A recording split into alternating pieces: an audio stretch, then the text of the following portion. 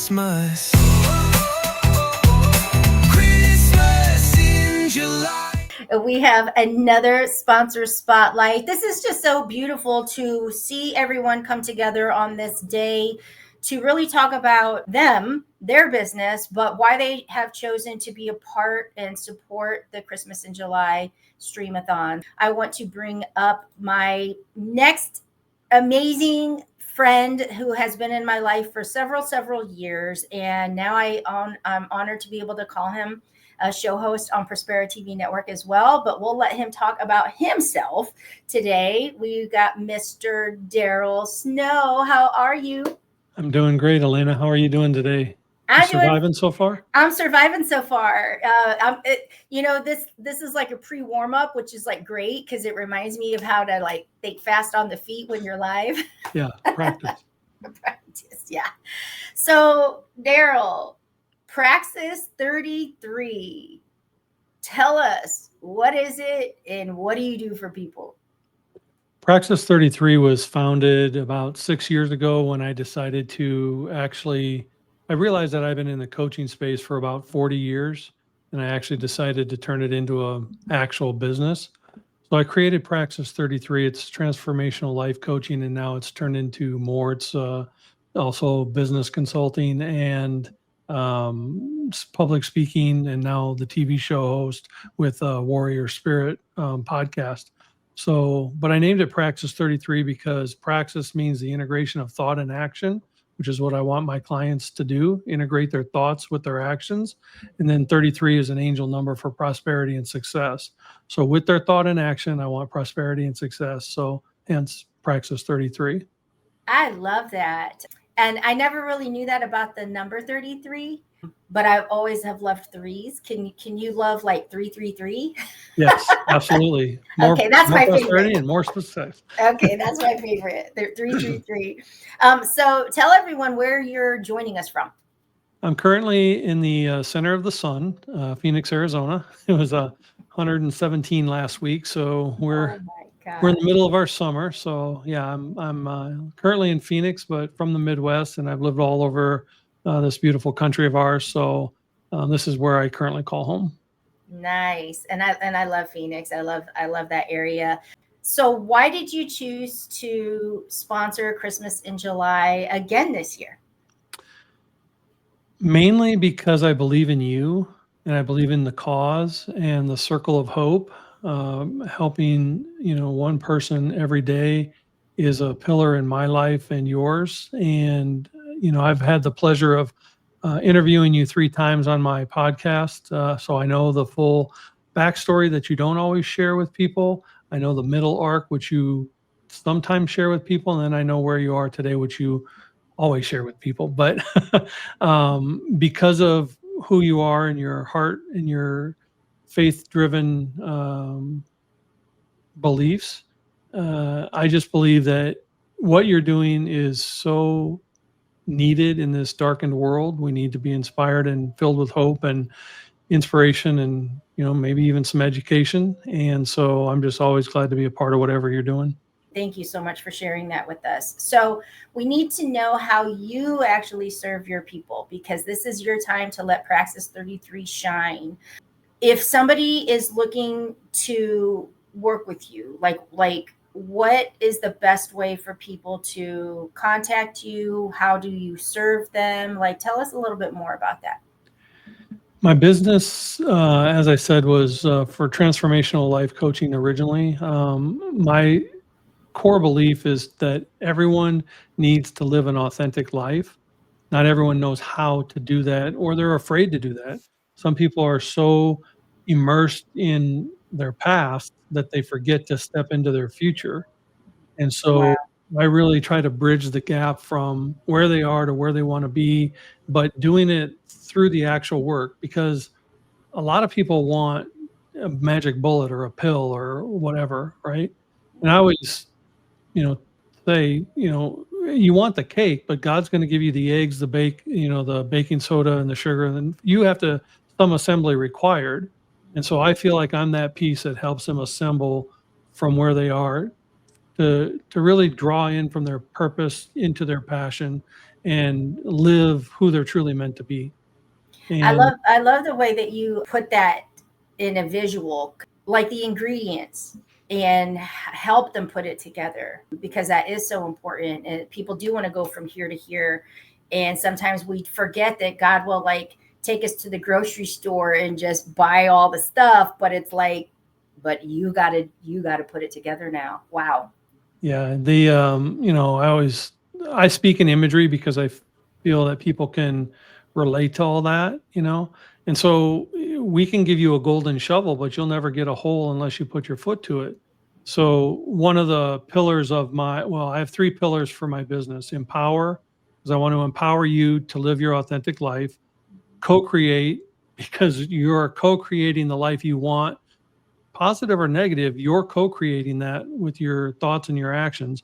And then transforming you from where you are to where you want to go. So those are the three main pillars in my business. And I become a little, I asked how people can find me or whatever. I've become a little more discerning about the clients I take on these days, because I want the ones who really want to do the work and see the results. A friend of ours said, and I kind of believe this, our programs work, but we can't guarantee you're going to do the work. So, I'm a little more discerning on that, but I'm on all the social media platforms, and my links are out there for people to find. So, and then I'm also, my show, the Warrior Spirit. So when God told me to make this podcast, He told me to turn their mess into their message and make it a survival guide for others. And so for the past 3 years, I've been honored to have, 135 interviews so far, and people who share amazing stories and amazing places of where they were and where they are now and how they got there. So I'm always looking for, people who want to transform their lives and then also share their story. So either way, through Praxis or a Warrior Spirit. And I love hearing you when you say 135. So I far. mean, when you really take that number in and you think about the people that you've connected with and the people that you've allowed to share their message, and how many people that has reached and touched. Like, think of that number. Like, how does that make you feel?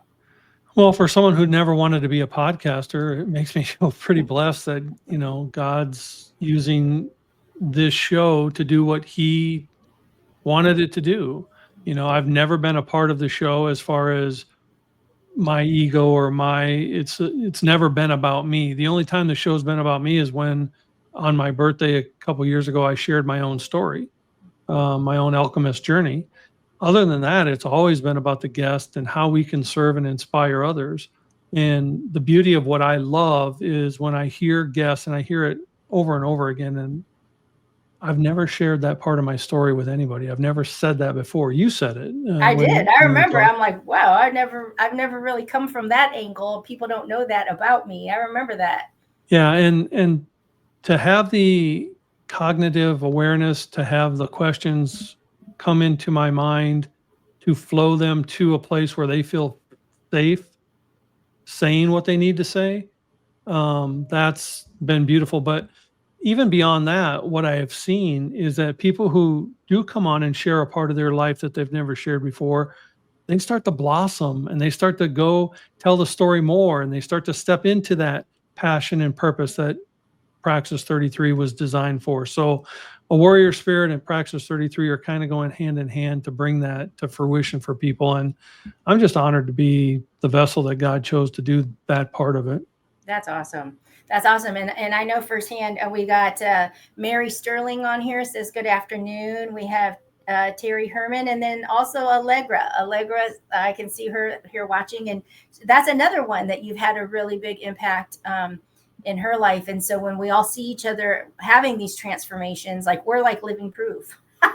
Yeah, That it and works. welcome to anyone who's watching this. And Allegra is dear to my heart because when I was coaching Allegra, Allegra was afraid to even say her name. And now she's out there with her own business. She's out there on multiple stages. She's out there sharing her story. But even beyond that part of Allegra's journey, for me, is the fact that she entrusted me to also coach and help her parents, not just one of them, but both of them. And to hear them say that I helped in any fashion, they're just a dear family to my life. I just feel so honored. That's beautiful. That, I mean, that really is beautiful. So I want to kind of circle back to the ingredients to make the cake, okay? Mhm. Because how do you get someone to understand that that transformation that they're seeking in their life is up to them, is going to take time.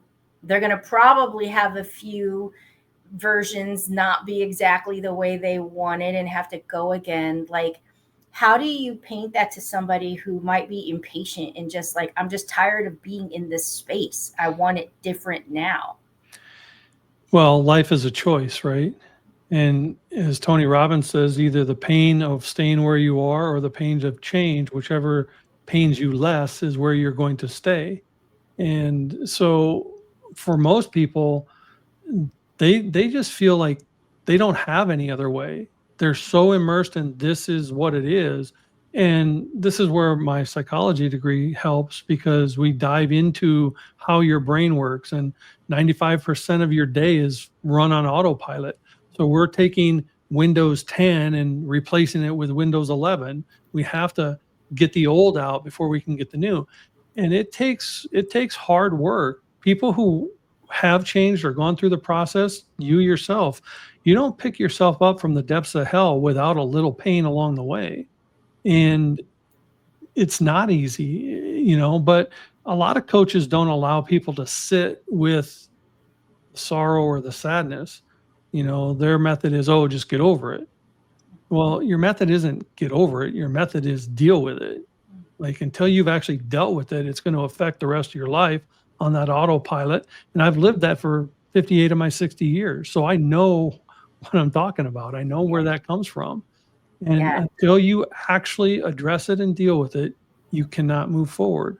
But it is work, and it's not instant. This is a long journey, not a short-term fix. If you want lasting results, Yeah. And if you that's, want and the that's lasting probably the results, you can key. buy a book. Yeah. The last, like, that's the key, the lasting results, because it's probably like those habits that, you can stick to it. And then before you know it, you're bringing the old patterns back. I mean, it's for it to last, for it to be total life transformation. It can't be a quick process. Yeah, and when it comes to the emotional side, I tell a lot of my clients, it's okay to rest. You just can't camp. Like, we can take the pause, we can address it, but we have to eventually find solutions forward. Yeah, otherwise you're just spinning your wheels to stay where you're at. And you wonder Yes. why tomorrow looks like yesterday. I love that. Why tomorrow looks like yesterday. I like that one. We have to think of, I need that on my wall somewhere. Some kind of saying that has that in there, because that makes me laugh. I like that. Um, but we just had a sponsor on. Her name was Teresa, who she lost her son to fentanyl poisoning 5 years ago, and she brought up that fact of, you've got to walk through it, like, you've got to face it, and you've got to walk through it for that healing journey. And so that kind of reminds me of what you're saying here. Like, you can't bypass it, you can't rush it. Like, you really have to sit in it and then make that conscious choice to take that deep breath and just move on forward. Yeah, and there's So an old country song that says, if you're going through hell, keep on going. Like, you want to get through it, you have to go through it. There's nothing that's going to eliminate it from your life other than your desire to go through it, address it, and meet it where it is. And the biggest part of that, a lot of these people that I've helped, Lena, they don't understand how to give grace to themselves. They know how to give forgiveness and grace to everybody around them, but you ask them to do it for themselves, and they struggle with that. And you have to have the grace and the forgiveness for yourself, just as much as you do for those around you who've wronged you or been a part of it. And that one, I think you brought that up on my interview, or it came up after for myself. That was one of the hardest things for me, was to forgive myself for a decision that I made that caused a ripple effect of like chaos. And but you do, in order to begin to change things forward, that grace over yourself it's got to start there. Yeah, and if you're a person of faith, God already took your pain on the cross. Everything you've gone through, he's already taken from you. So you don't need to relive it. You can relinquish it. And if you're not a person of faith, certainly there's a higher source or a higher power out there that you do believe in, that you can give it over to. And if you only believe in yourself, well, then start forgiving yourself too. Right? Right? So we none of us get through this life alone, and we all have to reach out and help each other. But at some point, you do have to help yourself, and you got to want to help yourself. Yeah, and in order to want to help yourself, you have to value yourself, and that comes from the forgiveness and realizing that you are special, and that those mistakes or those choices or whatever you've been holding yourself in don't define you, and love yourself first and most. It reminds me, next week I have an interview coming out with a kid named Dominic, and Dominic was in foster care, and when he and his siblings got to go back to their home, he chose to stay in foster care because he knew foster care was going to give him a better life than his home life was going to give. And I asked him, about his past, and he said, I truly believe in rock bottom, because it's not until I'm at rock bottom can I build the foundation of the empire I'm going to go build in the future. And it really struck me, for a young kid in his 30s to really embrace the foundation of rock bottom, because that's where you are going to build from. And if you haven't allowed yourself to get to rock bottom, or see rock bottom, or acknowledge rock bottom, you can't build up. You can't build up from the middle. Wow, I love that. You can't build up from the middle. I remember when I was first starting in this journey, this whole coaching journey, and for me, I just always heard that healing was the foundation that dreams were built upon, because I always believed in building your dream. But it's like that level of healing, for every level you get, you uncover another level of healing in some capacity that has to take place in order for you to continue building and building. And if that foundation has weak holes in it, no matter what you've built can come tumbling down at any time. So amazing for him to make that conscious choice, that decision to take control of his future by doing something that probably most wouldn't do. Well, yeah, and at the time he was only, I think he said he was 12. Wow. So for a Wow. 12-year-old to decide that this life in foster care is better than that life at home, because I Yeah. don't want to live that kind of life that I'm being modeled at home. Yeah. I mean, that takes a huge amount of self-awareness for a 12-year-old. And so we can't wait to hear that episode coming out. And you said that's going to be airing on A Warrior Spirit next week? Yeah, next Wednesday. It drops on Prospera Network at 8 p.m. Eastern. Okay, awesome. I'm looking forward to that one. So tell us, what's ahead for you? What's coming? What's Daryl doing next? Daryl is going to try to get on more public stages, because I feel that's where God's leading me now, is to enhance. I've been on virtual stages. I'm going to be speaking at your event on Saturday. I've been on other virtual events, but now to get on more public, broader platforms, to spread the message more widely and impact more people. Again, and my future isn't about me. My future is about how I can help through the kingdom that God is blessing me with. And the more people I can touch and serve, the better, I'm serving Him. So. And so with your speaking platforms, because people will be tuning in and watching this from all over, with you being out in the Arizona area, are you looking for events more in that area, or are you willing to travel like across the No, my US? bags are already packed. I'm ready to go. I got a go bag. You're like, I need someplace cooler. Yeah, anywhere that it's not 117, I'm gone. Yeah, I'm willing to go anywhere that I'm invited to speak and inspire. So, um, Very not nice. doesn't have to just be here. Yep, very nice. And that's good to know, because some people like to stay nearby, and others are like, no, let the world take me where it's meant to take me. And if those opportunities present themselves and it aligns, then go for it. So yeah, for anybody tuning in who's having a live event, be sure to get a hold of Daryl and let his message spread across your stage. I saw. Okay, so Allegra says, "Good to know, Coach Daryl." Well, Yeah. I'm willing to serve, and your TV opportunity is a sign of it. You said, and I'm going to quote you almost verbatim, probably the Reader Digest version, but I don't know what I'm doing. I don't know where it's going, but would you like to come along?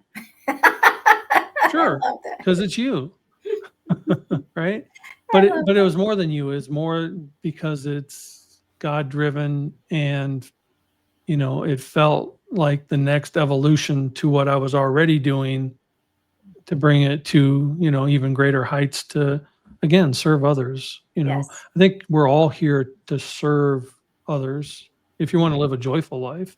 Yep.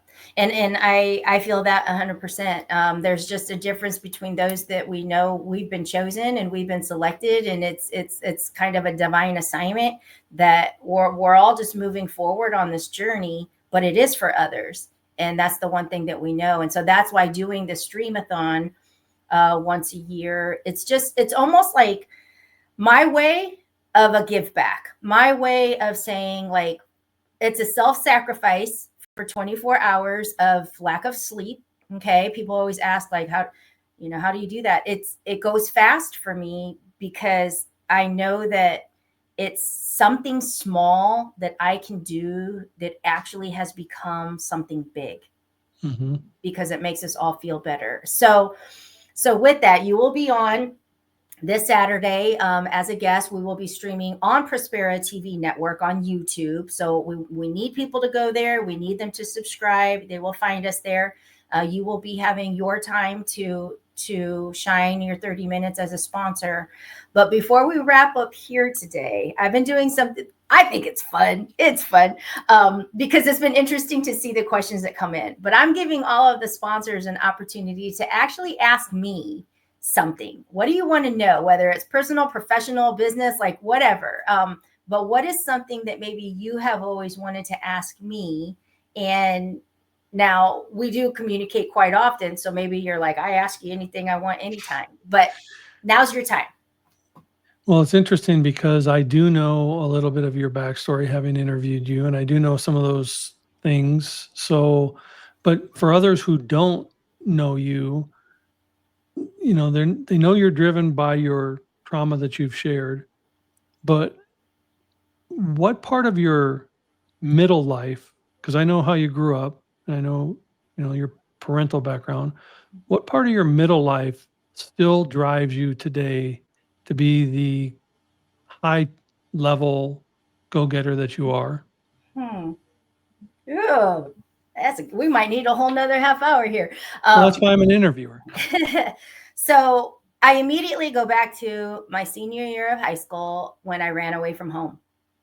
And I was pom pom captain, student council. I was like all these things in high school. I had a very, very nice life going on. And I chose to run away to live with a boyfriend that was very poor. He was in another state. His family was poor. And when I fell asleep, if it rained outside, it was raining on my face. We had pots and pans collecting all the water droplets from the ceiling and stuff. And I chose that. I wanted to be there. And it took me a long time to understand that it really wasn't just the boyfriend, but it was the whole family dynamic. I wanted the family. When I was home, I was by myself, and I needed the whole family. So being that they were poor, okay, I'll never forget that that was kind of just the way of living, but I still refused that. Like, I was in that environment, but I chose to go get I applied at a job, which in the little town was like the best job you could have, right? Like, if you worked there, like, oh my gosh, you were making all kinds of money. But I remember believing in myself and saying, like, no, I'm going to go apply for this job. And I got it. And I think that when I look back, there was always that piece of me that knew you can do whatever you put your mind to. But on a personal level, I just wanted to be loved. And so I self-sacrificed things, and I made things harder on myself because I didn't love myself, but yet I believed in myself. So that's a really weird place to be, because I believed in my potential, but I really didn't love who I was. And so I always keep those pieces in mind, that at any time I could be in that environment where if it's raining outside, it's raining on my head. So that keeps me humble. That keeps me very humble, but it also lets me know that I craved family, and I want to create family for people, and while they're building their dream. And that's what drives me today. Is I feel like whatever we're building something beautiful, but we can also build relationships in that community that knows we got your back and you will never be left hanging out to dry. And I think that experience in my life, I was 17, 18 years old, keeps pushing me today. Yeah. Wow. Good question. Yeah, well, great answer. And it's very common. People know they have potential, but they don't love themselves enough to go get the potential. Mhm. I think truly, and I don't want to bleed into your other time, but I think more people are afraid of success than they are failure. I say it all the time. We know how to fail. We've done it often enough, and we know how to pick ourselves up. We know it often enough. But when we succeed, who do we have to become to honor that success? Who does that require us to be? And I think that scares more people than failing. And I would agree with you 100%, because I had to put myself in check on that many times as well, being that I think I shared that with you, that I saw my parents be so successful, and the money just, it's kind of comical, but you can say I was like playing with money. I was playing with gold blocks. I was wearing my fur coat in kindergarten. Like, money was just all over the place. And then it was gone. And so money scared me, because I realized how much control and power it had in your everyday living. And so I kept it away. I didn't want it to break my family apart. So I chose to live poor. I chose to run away from home. So yeah, being scared of success, that's a real thing. But you know what? When you begin to love yourself enough, you realize that God doesn't want you struggling like that, because you can't help people like that. So go claim it. Go Exactly. show your crowd. So For sure. yeah. Well, thank you so much. That was an awesome question, by the way. Got me all in my feels. That's what we're here for. And I just want to say thank you again for being a sponsor for our Christmas in July Streamathon, because it's just so appreciated, and you're making my dream possible. So thank you. Well, it's an honor to be amongst people like you, and I'm just so blessed to know you.